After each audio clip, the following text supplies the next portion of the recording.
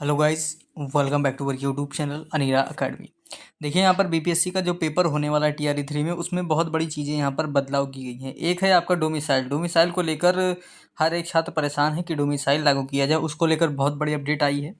और दूसरा जो अपडेट है वो आपके एग्ज़ाम सेंटर को लेकर। आप सभी को पता है, जब आपके टीआरई 3 का जो एग्ज़ाम कराया जा रहा था, जो कैंसिल हो चुका था, उसका एग्ज़ाम सेंटर सारे दूसरे थे।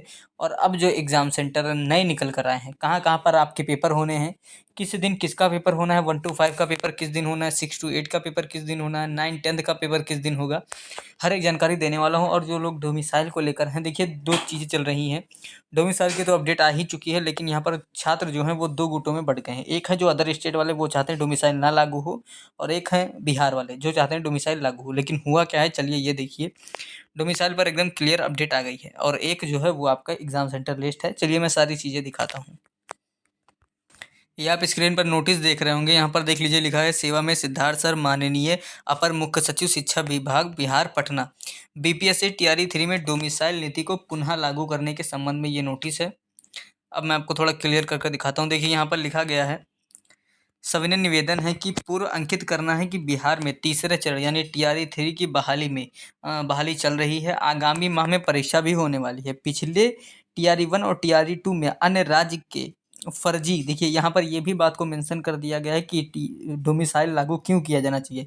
इसके पीछे रीजन भी ये दिया गया है कि जो टीआरई 1, ये आपके टीआरई 1 और टीआरई 2 में बहुत से अभ्यर्थी ऐसे थे जो फर्जी तरीके से यहाँ पर नौकरी कर रहे हैं। अब यहाँ पर वो भी लिखा गया, फर्जी निवास, और फिर कर लिया कम मार्क्स, सीटेड स्टेट लगाकर जॉब में आए।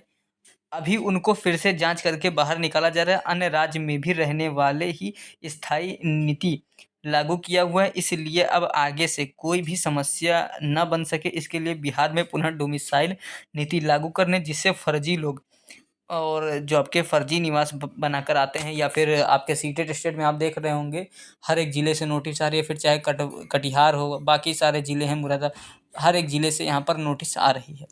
नोटिस में ये निकल कर आ रहा है कि इतने लोग मतलब बिहार के बाहर के हैं, और इनके पास कहीं किसी के पास डोमिसाइल नकली है, वो बनाकर बैठे हैं। किसी के सीटेट में मार्क्स पर्याप्त नहीं है, किसी के स्टेट में पर्याप्त नहीं है, कोई सब्जेक्ट कॉम्बिनेशन को लेकर बाहर हुआ है। ये सारी चीज़ें बहुत बड़ा फैक्टर हैं। इसी को लेकर कहा गया है कि जो डोमिसाइल है उसको यहाँ पर लागू कर दिया जाए। आपको पता ही होगा, बहुत से स्टेट ऐसे हैं जहाँ डोमिसाइल लागू है। इसका मतलब ये है कि उन्हीं के कैंडिडेट वहाँ पर पेपर दे पाएँगे। अब जैसे आप उत्तराखंड की बात करें, तो यूके की बात करते हैं उत्तराखंड की, तो यहाँ पर ऐसा है कि शिक्षक बनने के लिए आपको वहीं के निवासी हैं तो वहाँ के फॉर्म भर सकते हैं, अदर नहीं। लेकिन बहुत सारे ऐसे राज्य हैं जहाँ पर सभी को मौका दिया जाता है। हुआ क्या था, आप सभी को पता होगा, अगर नहीं पता तो मैं बता दूँ, टीआरई 1 में जब आपका टीआरई 1 का नोटिफ़िकेशन आया था, उसमें डोमिसाइल नीति लागू थी। लेकिन पेपर फॉर्म वॉर्म भरना के डेट आई, जैसे ही यहाँ पर डोमिसाइल की नीति को हटा दिया गया और सबको एलिजिबल कर दिया गया। और फिर आपने देखा, जो वो बिहार के बाहर के अधिकतर जो कैंडिडेट हैं वो सिलेक्ट हुए हैं, वो यूपी के हैं। बिहार से ज़्यादा यूपी के कैंडिडेट टीआरई 1 टीआरई 2 में सिलेक्ट हुए हैं। और अब ये देखा जा रहा है कि वो फर्जी तरीके से सिलेक्ट हुए हैं, इसलिए डोमिसाइल को लागू करने की मांग कही जा रही है। आगे इसमें ये देखिए लिखा गया है, यहाँ पर देखिए, ये ईटीसी बनाकर नहीं आएंगे और विवादित होगी। टीआरई 1 में जब फॉर्म भरा रही थी तो बीच समय में डोमिसाइल को खत्म कर दिया गया था। देखिए, अभी मैंने जो चीज़ बताई आपको कि टीआरई 1 में जब आपके फॉर्म भरे जा रहे थे, तभी यहाँ पर डोमिसाइल नीति को हटा दिया गया था। इसी वजह से छात्र जो हैं काफ़ी परेशान हैं। अब लिखा है, अब पुनः डोमिसाइल पॉलिसी को लागू किया जाए, जिससे हम सभी बिहार के यहाँ पर जो बच्चे हैं के साथ न्याय हो सके और शिक्षा विभाग को भी परेशानी नहीं होगी। ये बात कही गई है, और ये बात टीआरई 3 का जो री एग्ज़ाम होने वाला उससे पहले इस पर फैसला लेने की बात कही गई है। ये नोटिस भेज दी गई है, यहाँ पर आप देख सकते हैं, प्रतिलिपि सबको किया गया। माननीय मुख्यमंत्री जो सादर सूचना है, उप मुख्यमंत्री हैं, शिक्षा मंत्री हैं, और विधानसभा विपक्ष के नेता, सबको यहाँ पर मेंशन किया गया है इसमें। और कहा गया है कि जो डोमिसाइल है वो लागू किया जाए, और जितने भी कैंडिडेट हैं पेपर दे रहे हैं वो सब बिहार के ही हों, ताकि जितने भी छात्रों को नौकरी मिले, वो अगर बिहार में पेपर हो रहा है तो नौकरी भी उनको ही मिलनी चाहिए। अब मैं आता हूँ यहाँ पर टीआरई 3 का जो एग्ज़ाम होने वाला है उसका सेंटर कौन कौन सा है, चलिए वो देखते हैं। यहाँ पर आप स्क्रीन पर देख रहे होंगे, एक नोटिस जारी की गई है। नोटिस में क्या लिखा गया है, और मैं आपको सारी चीज़ें दिखा दूँ। यहाँ देखिए, लिखा है सेवा में जिला पदाधिकारी, और यहाँ पर देखिए बिहार लोक सेवा जो पटना है उसको यहाँ पर लिया गया है प्रेषक में। और लिखा क्या क्या गया है, विषय देख सकते हैं आप, विज्ञापन संख्या 22/2024 अध्यापक नियुक्ति प्रतियोगिता परीक्षा पुनर्परीक्षा टीआरई 3 के संबंध में। साफ साफ टीआर 3 के संबंध में कहा गया। अब ये है क्या, जरा मैं यहाँ पर पढ़ दूँ।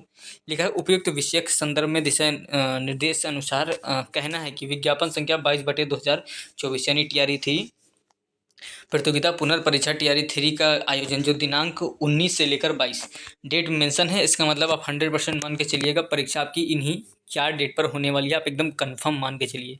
सारी चीज़ें इस प्रकार मेंशन की गई है, वरना 19 से 22 संभावित लिखा जाता है, लेकिन यहाँ पर 19 लिखा गया है, 20 लिखा है, 21 लिखा है, 22 लिखा है, यानी जो डेट है एग्जाम की वो कंफर्म है। हर एक दिन आपकी परीक्षा होनी है, बिल्कुल भी डेट में चेंजेस नहीं होने वाला है, यहाँ पर लिखा गया है।